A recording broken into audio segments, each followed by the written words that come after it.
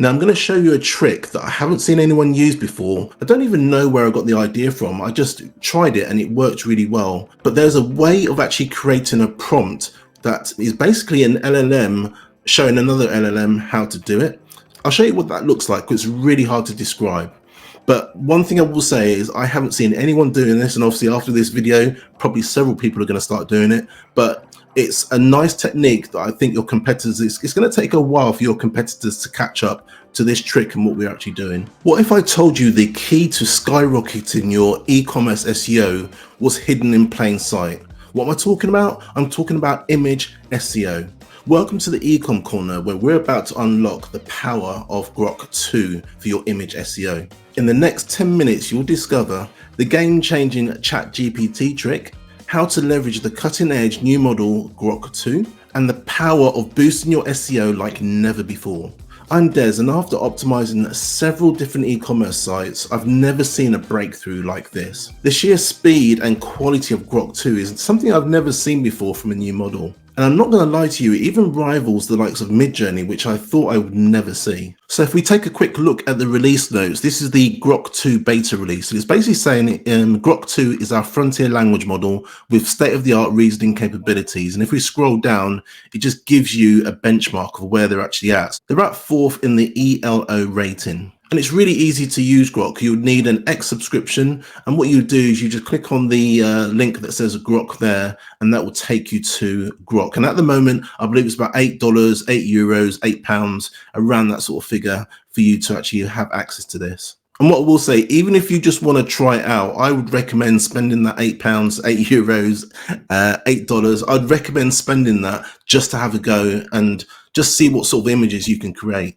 So what we're going to do then is we're going to try this out. So we're just going to put in a quick prompt. So if we put in maybe something like, a dog flying through space. There you go. So a very basic prompt. And again, you can see the quality here. So this is a dog flying through space. And it basically just tells you as well, I generate an image with the prompt dog flying through space. And as you can see, I don't know what sort of dog it is, but it's a dog flying through space. And what I forgot to say is at the moment we're using Grok 2 Mini, which is actually in beta mode. You have two modes. You've got fun mode and a mode that's not fun. But the Grok Mini version is actually what it says on the tin. It is actually the smaller version of Grok 2. I'm guessing that's probably going to come out in the next few days or a few weeks. But at the moment we're playing with the smaller model. So I can only imagine what it's going to be like when Grok 2 finally comes out. So you're probably thinking to yourself, if I've got MidJourney, if I've got DALL-E, why do I need Grok 2? The reason why I recommend you trying this out and actually using the images on your website is the actual quality of the output is so much better than MidJourney at the moment. The actual images are so realistic, it's unbelievable. There's also several reasons why you should be using unique images on your website. And let's just have a look at a few of them. So I went to Perplexity and said, why is it important to have unique images for SEO? It's given us a few examples here. So it improves the user experience and engagement, increases search visibility, enhances EEAT signals, avoids duplicate content, builds brand, copyright protection, increased social media engagement, opportunity for optimization, and the list goes on and on and on. There's several reasons why you should always try to use unique images on your website. Now, it's okay to use stock footage or stock images, but you know that hundreds, possibly even thousands of people are probably going to be using the same image. At least in what we're doing here is going to be unique. Now I'm going to show you a trick that I haven't seen anyone use before. I don't even know where I got the idea from. I just tried it and it worked really well. You can either ask the LLM, whether it's Grok, whether it's Claude, whether it's ChatGPT, to come up with a prompt for you in order to actually generate an image. But there's a way of actually creating a prompt that is basically an LLM showing another LLM how to do it. I'll show you what that looks like, because it's really hard to describe.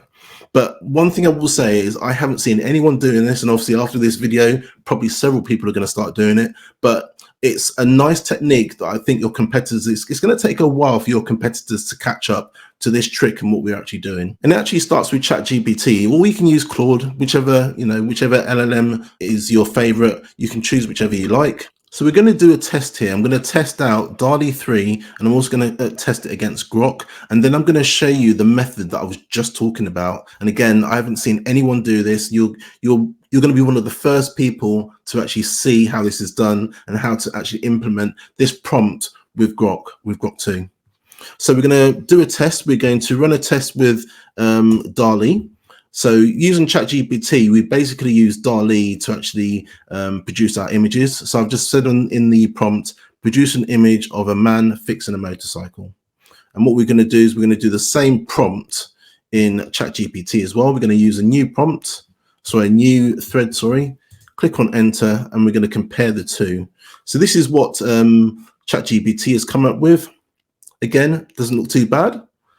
And if we look at what Grok 2's come up with, as you can see, there's a bit of an issue because obviously his leg is coming through the through the motorbike there. So if you compare the two, you'd probably say that that ChatGPT wins on all levels because it looks like it's correct. We've got the bike there.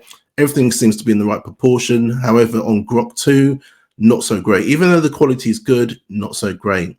Now let me show you a trick that I've been using for quite a few months and it's been working really well. The trick is putting in your prompt, so man fixing a motorcycle, and going to Google Images.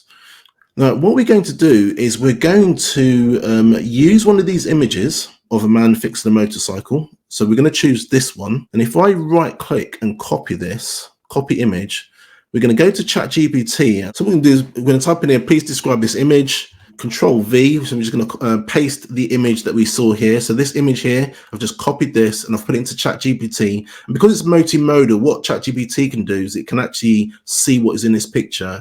And what we're basically doing is we're asking it to describe what it is in that image. And what ChatGPT is going to do now is it's going to describe this image. The reason why this is so powerful is you've got an LLM that's basically explaining what is actually in the image. And in essence, what we're going to do is we're going to get the ChatGPT 1 LLM to describe to another LLM, which is Grok 2, how to produce the image. Does that make sense? So the bit of the description we need is this part here. So the description, I won't read it all, is a person dressed in motorcycle gear, including a black leather jacket, black pants, tan colored boots. The person is crouched down next to a black motorcycle, appearing to be inspecting or working on a bike.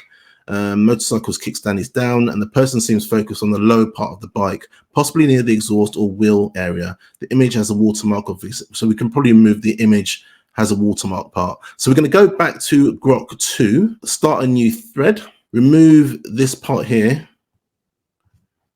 and then type in here, produce an image. So what I've written there, I've just added on there, produce an image of a person dressed. So what we've done is we've grabbed all of the text from ChatGPT. It basically looked at this image, it described it for us, and then what we're going to do is we're going to pop it into Grok and then run the actual prompt with Grok and see how it comes out. And there you go. So this was the original image.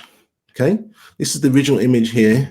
This is the one that I copied it into Grok, got the description, and as you can see, look at the quality now. Obviously the bike, it's still not perfect, but I think you'll probably agree that the actual quality of that image is a lot better than the previous image we had.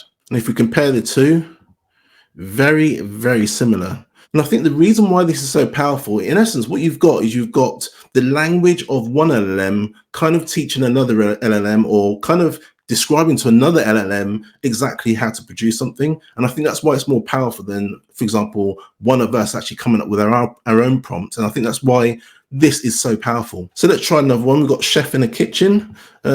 Which one should we choose? Which one looks really, really interesting? I think this one actually looks really interesting. It's got all the Shutterstock on there. Well, let's use this one anyway. So we're going to copy this again, copy image, do a new chat, and we're going to say describe this.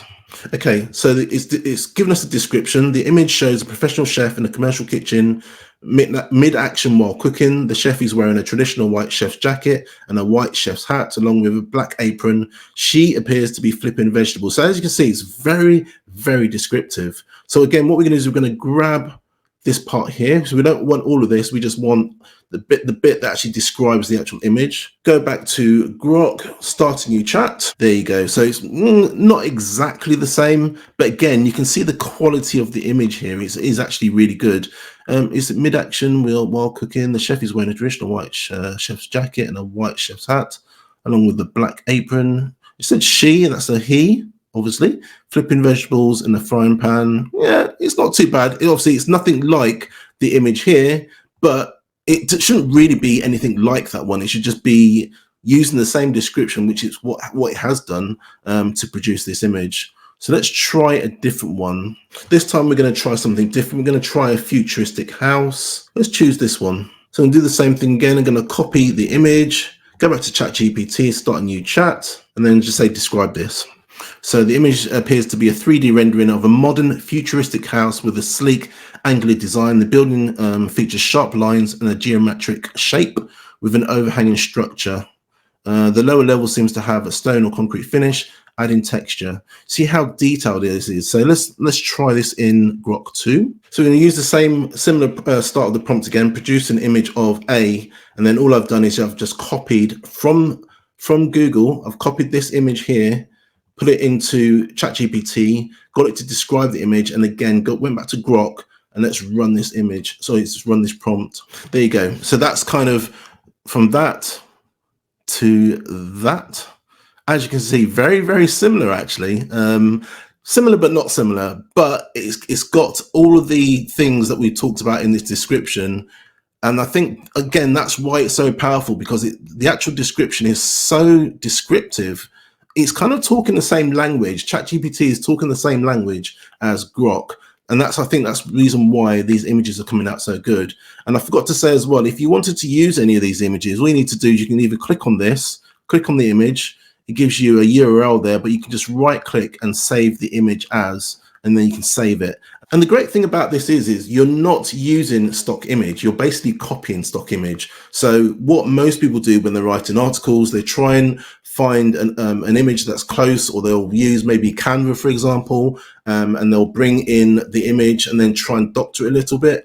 But we're not even doing that. We're not buying any stock photos. We're not doing anything like that. All we're doing is grabbing the image from Google, getting the description, whacking it into Grok, and it's giving us this image, which is just phenomenal. Now, the beauty about this is you don't just have to use it for blog images. You can use it for YouTube thumbnails. You can use it for banners. You can use it for headers on your website. As long as you give Grok 2 the dimensions of the image that you want to create, it will create it to that dimension. That's perfectly up to you what you do with this image. You can use it just as is, so you can just paste it within your article. What I would say is I wouldn't recommend doing product images with this just yet. I don't think it's ready for product images.